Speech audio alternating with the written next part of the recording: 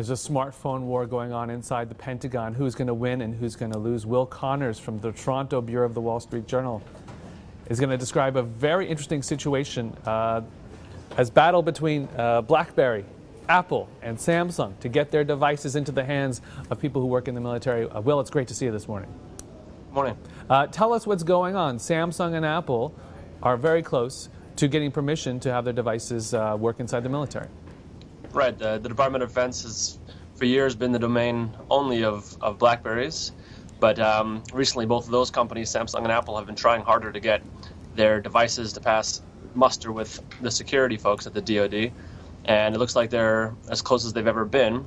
And these types of approvals don't necessarily translate into huge orders, but they are an important bellwether for other security-minded firms like law firms or financial firms. Right. So what this is basically is a seal of approval that if you're Samsung or Apple, Will, you can say to them, hey, we're good enough for the Pentagon. We should be good enough for you. Exactly. And these approvals do come with several caveats. The Samsung phones, because they run on the less secure Android operating system from Google, Samsung had to work with several third-party companies to get their phones more secure. So those Pentagon-approved phones are not the Samsung phones you would buy at a store or at a mall or something. They have to preload those with several security measures. Security measures. Now, of course, the commander-in-chief of the military, President Obama, is a huge BlackBerry user. In your story, which I encourage everyone to read on WCJ.com, you describe some joking that went on between some executives about getting that BlackBerry out of his hand.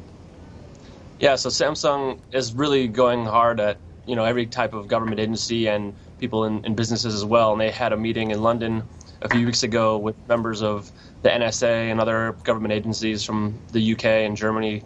And during that meeting, some of the Samsung guys joked with the NSA that once they get these security approvals, maybe they could convince the president to switch to a Galaxy or something like that. And they said, "You never know." All right. But Now, I don't think that's imminent. But okay. Now, Will, tell us about what this means for BlackBerry.